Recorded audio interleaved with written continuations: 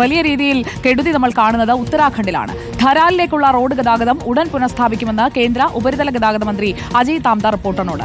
ഗഗ്നാനിയിലെ പാലം നിർമ്മാണം ഉടൻ തുടങ്ങും. നാളെ വാഹനങ്ങൾക്ക് ധരാലിയിലേക്ക് എത്താൻ സാധിക്കുമെന്നും കേന്ദ്രമന്ത്രി പറഞ്ഞു.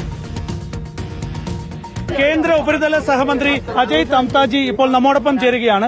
अजय जी, अभी सेकंड रोड भी बीआरओ अभी टी कर दिया, तो पूरा ये रोड कनेक्टिविटी कब चालू होगा? देखिए, जिस प्रकार से ये घटना घटी है और अचानक बादल फटने के कारण से बहुत बड़ा जो आपने फोटो और वीडियो के माध्यम से देखा कि धराली के गांव में पानी आया और बाकी रोड सारा वॉश आउट हो गया है और वहां से 190 लोगों को हमने रेस्क्यू करके माननीय मुख्यमंत्री जी के मार्गदर्शन में पूरे सरकार के लोग लग करके हमारे आईटीबीपी, बीएसएफ, बीआरओ और हमारा एनडीआरएफ, एसडीआरएफ जितने भी हमारे आपदा से संबंधित प्रशिक्षित लोग हैं वो सारे के सारे रेस्क्यू करके निकाल के लाए हैं।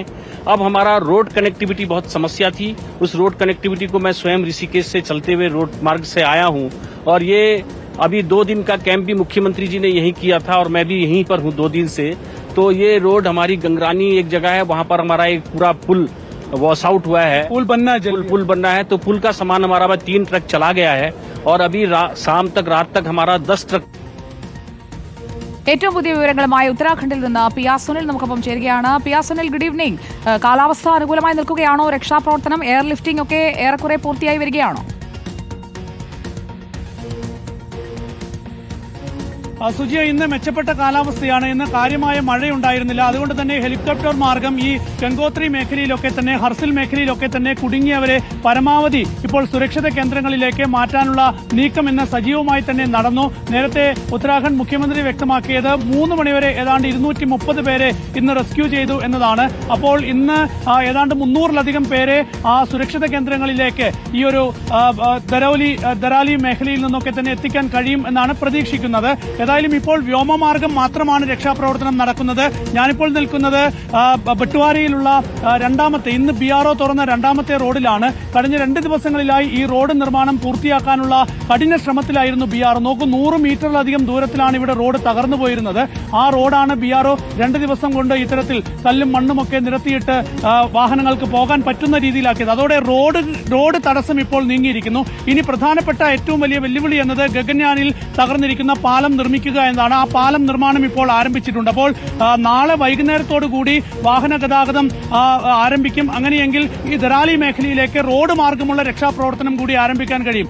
ഏതായാലും ഇവിടെ കുടുങ്ങിക്കിടക്കുന്ന ആളുകളെയാണ് പ്രധാനമായും ഗംഗോത്രിയിൽ നിന്നും ഹർസിൽ നിന്നുമൊക്കെ തന്നെ ഇപ്പോൾ സുരക്ഷിത കേന്ദ്രങ്ങളിലേക്ക് മാറ്റുന്നത്. അപ്പോഴും അവിടെ കാണാതായവരെ കുറിച്ച് ഒരു സൂചനയുമില്ല.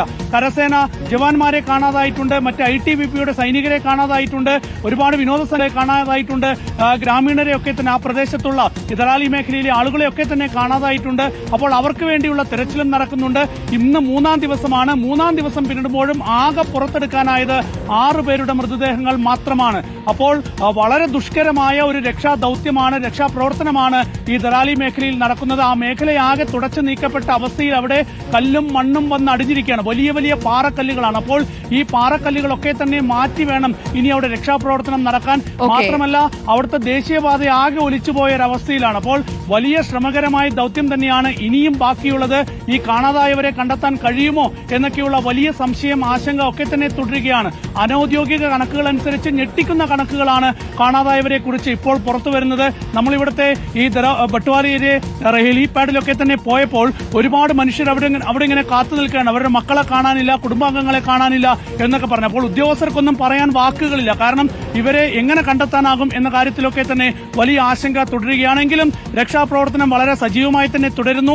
അതിലേറ്റവും നിർണായകമാണ് റോഡ് മാർഗമുള്ള രക്ഷാപ്രവർത്തനം. അതിനുള്ള നടപടികളാണ് വേഗത്തിൽ ഇപ്പോൾ ബിആർഒ അടക്കം മുന്നോട്ട് കൊണ്ടുപോകുന്നത്.